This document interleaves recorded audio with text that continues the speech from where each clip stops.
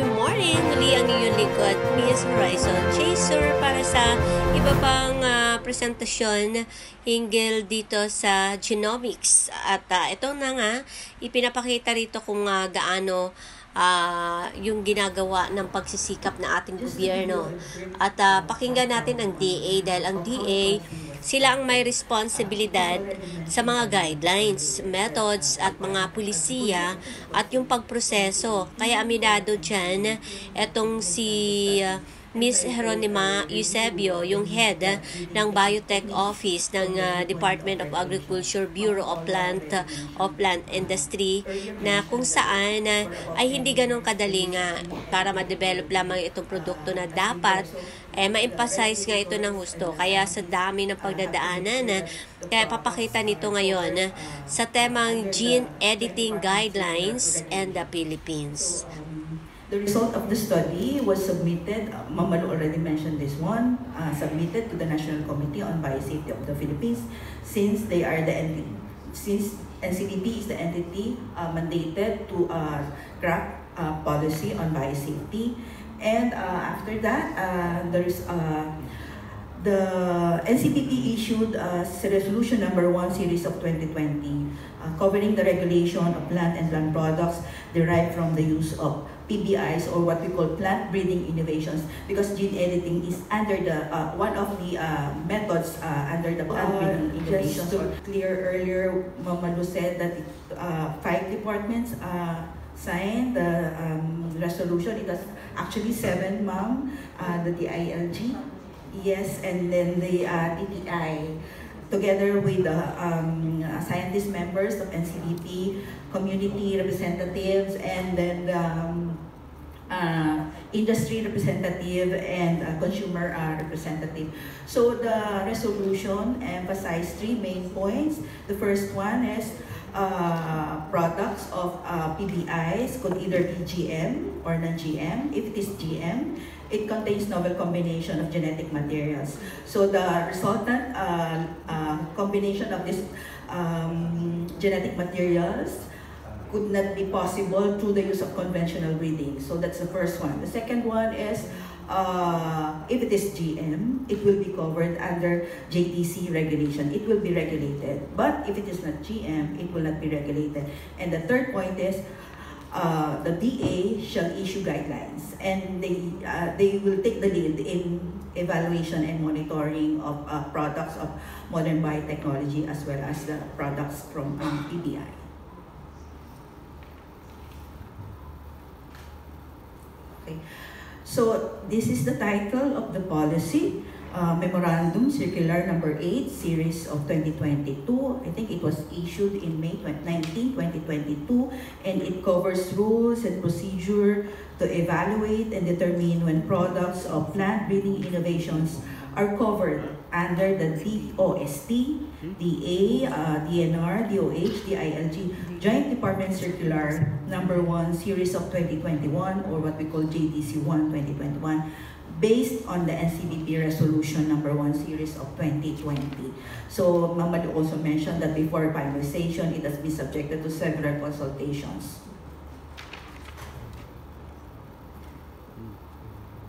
Okay, so the PBIs, plant breeding innovations, the gene editing is under this one. It's one of the methods under PBI. It has been defined by NCDP, and it is a new set of molecular tools.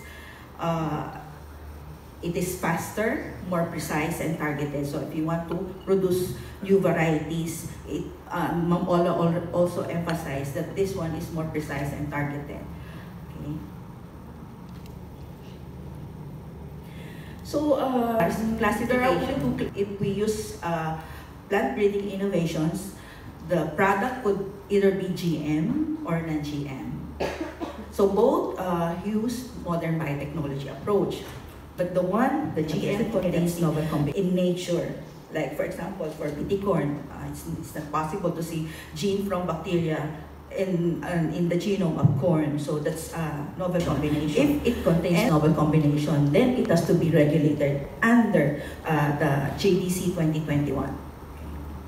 So In here, you can see the overview of the processing time for the submission. It's not application, but more on submission, because the product developer, the product has to be evaluated if it contains novel combinations or not. Okay. So there are three main stages for the processing of submission. The first one is pre-evaluation. It requires 3 working days. The second one is the conduct of the technical consultation and evaluation and determination. For determination and evaluation, it is conducted simultaneously with the public consultation. And the third one, the last phase is the official determination whether the product is GM or non-GM, or it contains novel combination or not. So the details I will of each stage will be discussed for TISED. So NCDP mentioned that the product developer who intends to bring or introduce a PBI product into the market may request determination and evaluation of their product and submit their request to the Bureau of Plant Industry Director. And then you can see here the list of product developers that the NCDP is referring, natural or juridical person. So I will not mention one by one. You can just see the list here. And then non-resident product developers shall appoint an agent who is a resident of the Philippines and who will be in charge of the submission. In case of the reduced browning banana, the product developer came from the United Kingdom. So they engage the services, they secure services of a local agent and who filed the request to the Bureau of Plant Industry. So the agent is the one communicating, submitting the request, and also other relevant documents. You can see here that these are the requirements for the request for TISED. Okay, so the product developer has to submit to the Bureau of Plant Industry the forms in electronic copies and printed copies of prior evaluation form and the TISED form. I will show you later the form the product developer has to submit to the Bureau of Plant Industry. So the BPI Biotechnology Office will have to check the submission in form and substance. If the submission is not complete, it will be given back to the product developer for them to complete the submission. And then after that, if it is complete within 3 working days after official acceptance of the submission of the request, it has to be forwarded to the Biotechnology Core Team Plant Breeding Innovation Group. So within BPI, we have what we call the Biotech Core Team. So we have 3 groups there. So those, the group that is responsible on the implementation of Joint Department Circular. The second one is the Plant Breeding Innovation Group, and the third one is the Post-Approval Monitoring Group. So the PBI group will be responsible in handling the evaluation of the records. Sorry, it's very small po, but just to show you lang that these are the information that will be required from the product developer. They have to provide their personal information. And okay, so name of the PBI product, in the case of reduced browning, it's indicated that it's reduced browning banana. So they have to provide the scientific name, the common name, and then the phenotypic pictures before and after the edit. So they have to indicate those information in that form. And then they have to affix their signature, the product. Other information required includes, this one is the name of the product developer, same as the description of the PBI product. I already mentioned that earlier. And then the purpose of the PBI, and also they need to indicate the method that they use. Many methods indicated here, but there are other methods that may arise in the future. So they can indicate if it's not included in the form. Others can indicate the method that they employed. And then genetic change, they have to mention also. And the molecular tools, it's important to provide information about the molecular tools that they employed in the production of a PPI. So they have to indicate the sequences of the guide RNA. We call it the editing reagent. So the guide RNA, the information about the gene edited, the sequence. They have to provide the PCR conditions where they, because they have to prove that there's no insert, there's no novel combination in their products. So all these informations are required to be able to ascertain that there's no novel combination in the PPI product. And they have also to indicate the delivery system. It's indicated, it's listed what are the delivery system that that can possibly use in the this gene editing mechanism. And then the nature of DNA change, whether it is cut or addition, deletion, replacement, so they need to indicate those. So also the experimental evidence, it's important. So I will not, and then they need to provide scientific studies. And within BPI, there are 3 members that need to assess the request, and they need to affix their signature. Later, I will discuss the members of this team. So we'll conduct the intention or the objective of the evaluation is to ascertain that there is no novel combination. That's the main goal of the evaluation. We have to ensure that there's no novel combination. And I've already mentioned earlier that within BPI, we have the BPI Biotechnology core team, and within the core team, we have the PBI group. And within the PBI group, the PBI chair has to form a group. We call it the Technical Consultation for Evaluation and Determination Group, composed of 3 members. So 2 from the Bureau of Plant Industry and 1 external expert. So that's why the members should have technical knowledge to conduct the evaluation. So in here you can see the detailed conduct of TISED. The chair of the TISED, after receiving the submission from the Biotechnology Office, shall convene the team and meet and discuss the submission. Based from our experience from the reduced browning banana, prior to the conduct of this TISED, we requested the product developer to have an initial presentation of their product so that we will have initial information on how we will proceed with the assessment, because it is only 1 year old, this policy, and we have to learn. It's really very difficult for us to carry out the assessment, the evaluation, if we don't have prior information. So it helps us a lot by doing that. We requested them. And then after, it's indicated here that second TISED meeting can be conducted, but we have also referred this to our legal if we are only confined to the maximum of 2 TISED meetings. Because of the nature of the submission, which is highly technical, we require more meetings. So according to the legal, it doesn't, hindi naman po very restrictive. As long as we need to meet to discuss the submission, the evaluation, hindi po yun mape-prevent. So we have to carry out our function kung nagre-require po ng much more meeting. But we have to comply or to complete the evaluation within the 27 to 32 working days.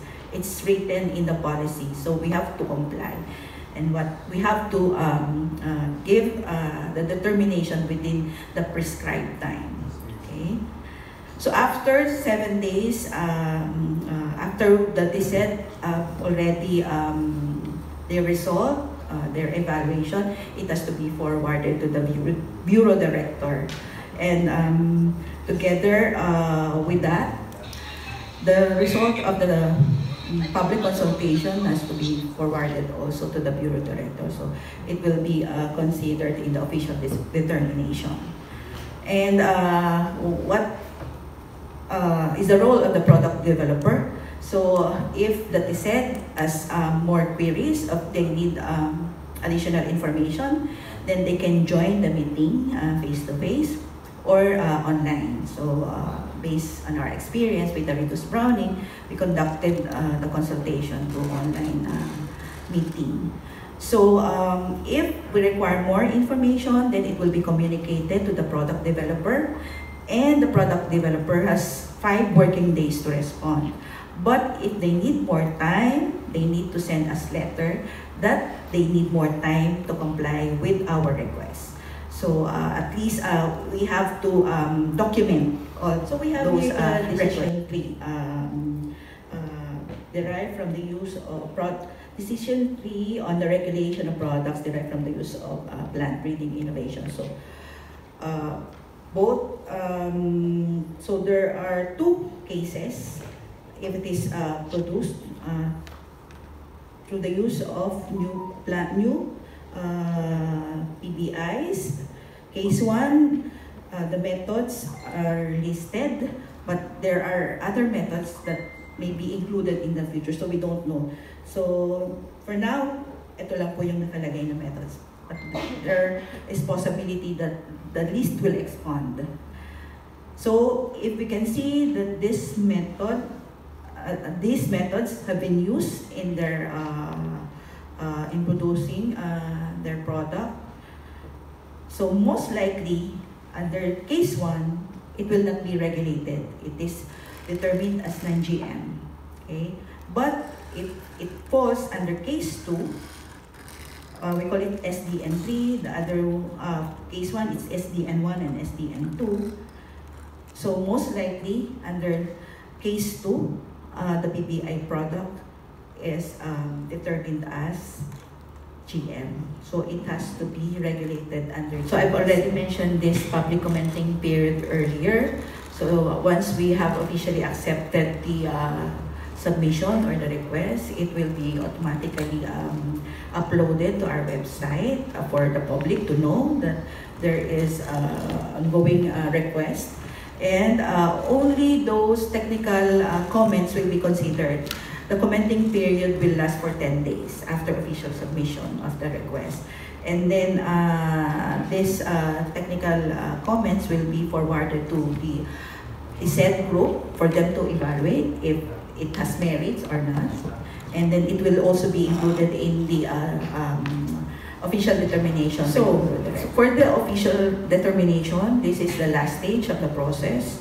After the BPI director received the TISED evaluation within 5 working days, because we have a guy, Dr. Glenn